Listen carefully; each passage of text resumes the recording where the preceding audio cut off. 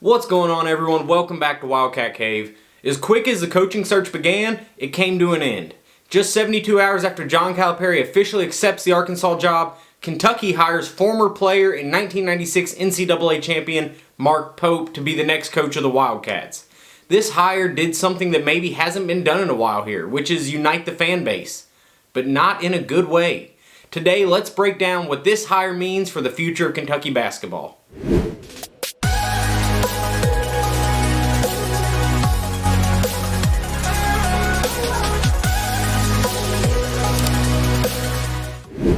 Let me stop you right there. Go ahead, pause the video, and subscribe to the channel.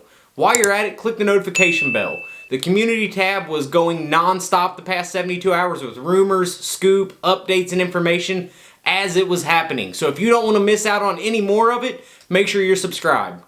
Also, follow me on X at WildcatCaveBBN for more info, news, updates, and behind the scenes. Now on to the video.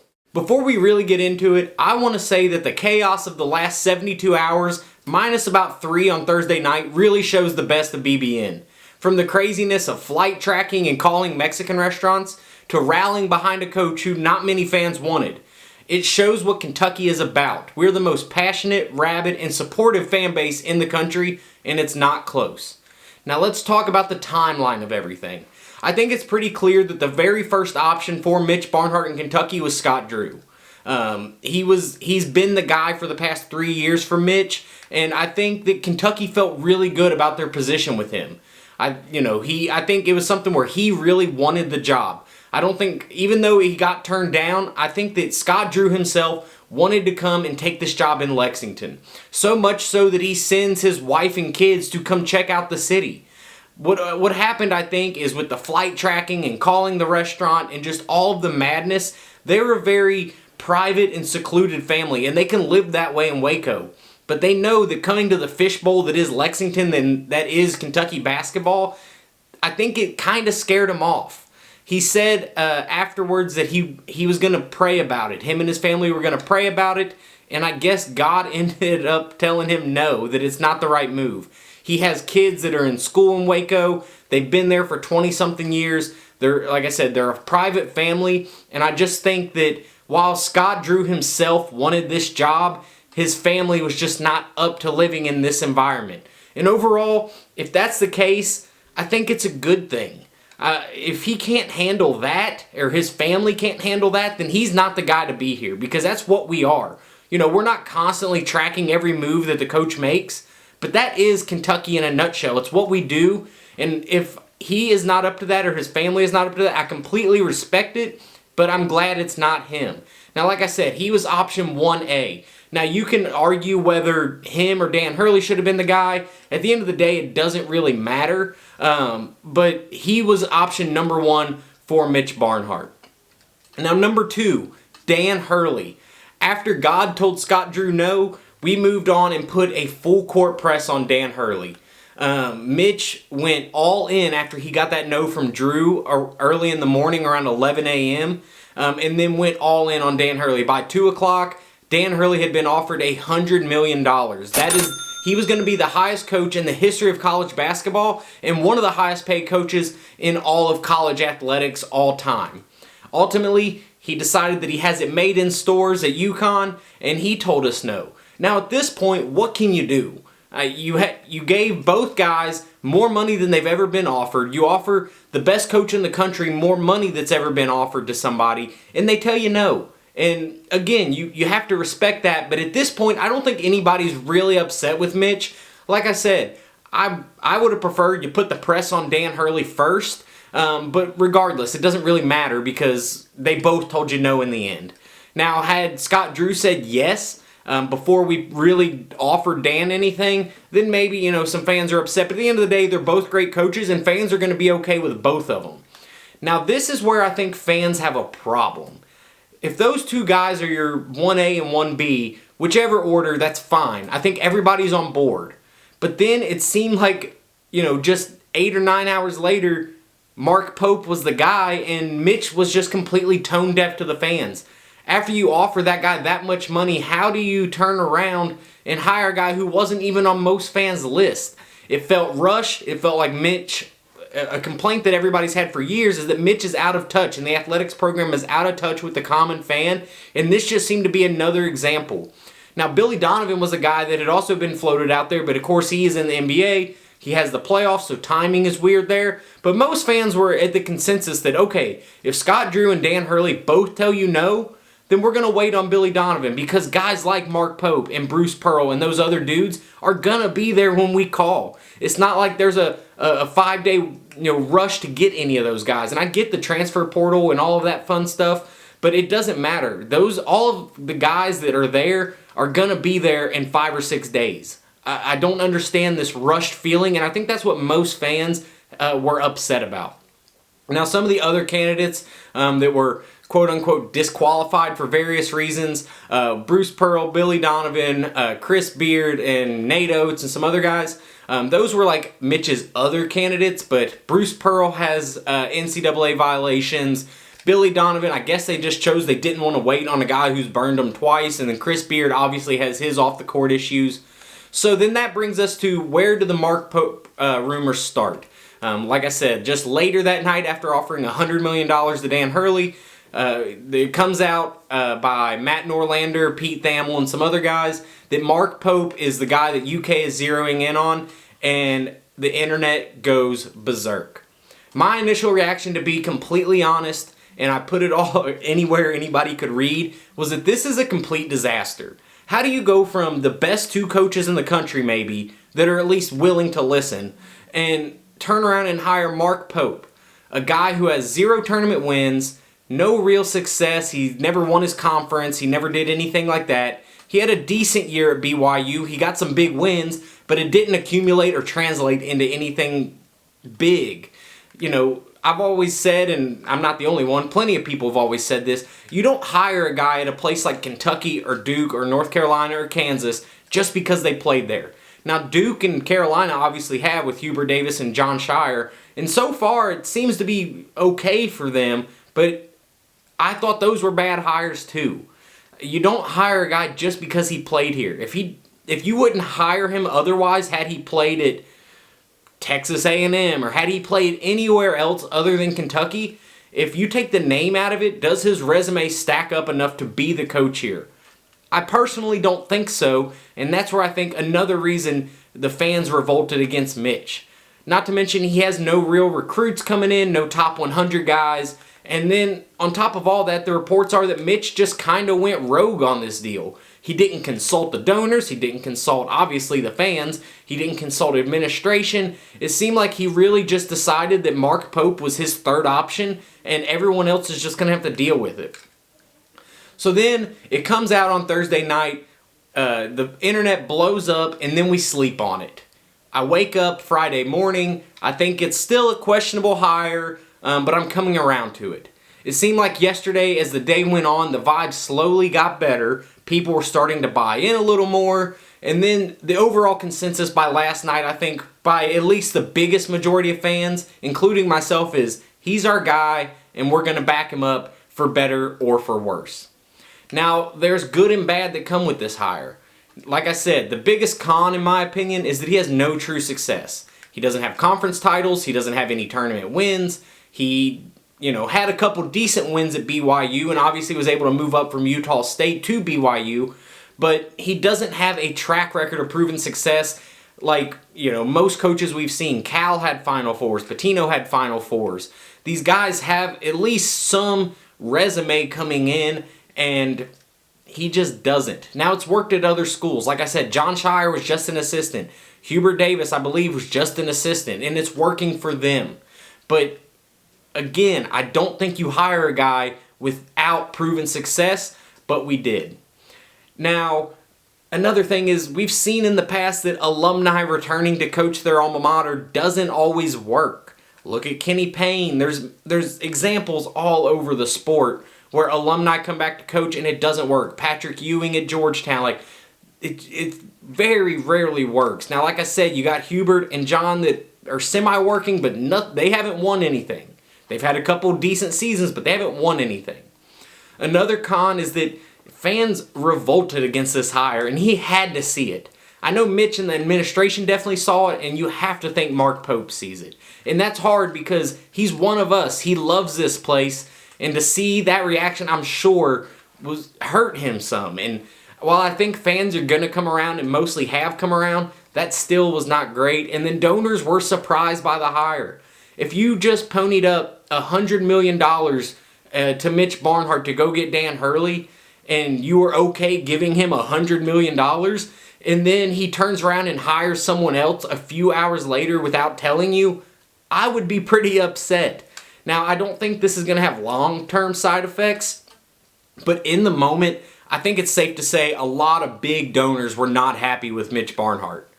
And then another thing is he just doesn't have any recruiting pipelines here. He's coached out west his entire career thus far. He doesn't have those connections in Texas, in Atlanta, and in the Northeast, where a lot of big-name talent comes from, and that Cal did have those recruiting pipelines. And then we just have the question overall of, can he recruit top talent?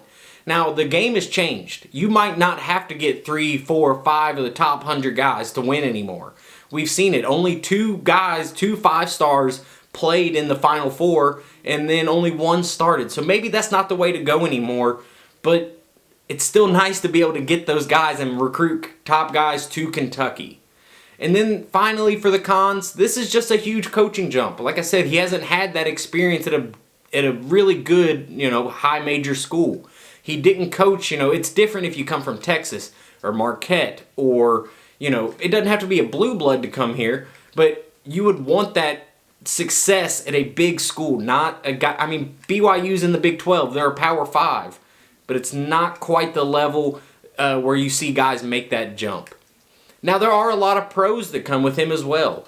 I think the biggest one that the university is pushing is that he understands this role, he understands the program, and he understands what this job means to the state. He's came out as many times as he possibly can to say how much he loves the program, how much it changed his life, and he is going to be the guy that, for all of Cal's flaws, especially late, one of the biggest ones is it felt like he was in his own bubble and he just didn't get the fans. He thought that he was bigger than the program. That's not going to be a problem with Mark Pope. He's going to understand it. He's going to be fired up to be here. And that leads me into my next pro, which he's a passionate dude. If you've ever watched any interview, any video he's ever put out, that dude has passion. And he is going to inject energy directly into the main line of this fan base. He's going to be personable. He's going to be accessible. He's going to be a coach you see out in Lexington. He's going to make appearances. And he's a really personable guy. He's one of those guys, by all accounts, that if you meet him, you love him. There's just no in between. He's going to be a guy that is fired up. I expected his press conference. He's going to be just as excited and happy as he can be. He's going to inject that energy back into the fan base. Again, when we're winning, it's always fun and it's always exciting and there's always energy, even in the last few years. But he's going to inject that for an entire season, an entire offseason. He's going to constantly do stuff to be personable and relate because, again, he understands this job. And that is the biggest selling point, I think, to Mitch Barnhart, along with he's going to be a guy that works with Mitch Barnhart, not against.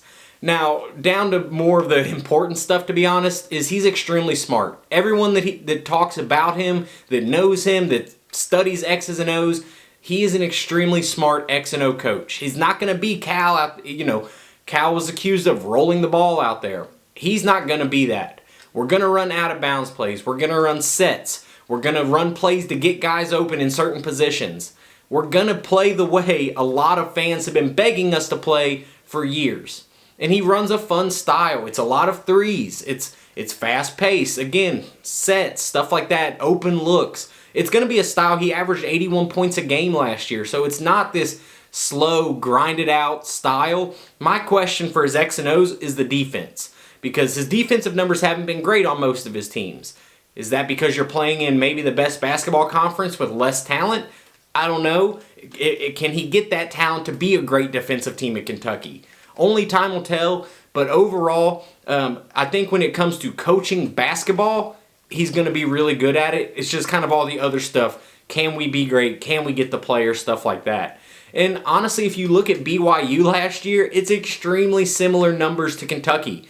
Go look at the two comparisons, quad one wins, efficiencies, all of the numbers that Kentucky had last year. BYU is awfully similar. So that just gives you another idea of style. If he can coach BYU to get those type of numbers while we have 6 draft picks, then that's pretty impressive. He is going to be a guy that gets the full potential out of his players. You know, Cal, again, has always been accused of getting talent and rolling the ball out there. This guy might not, I mean, we're not getting the top 2 recruiting classes year in and year out anymore. But he's going to get the guys that he thinks fits his system, and he's going to get the absolute most from them.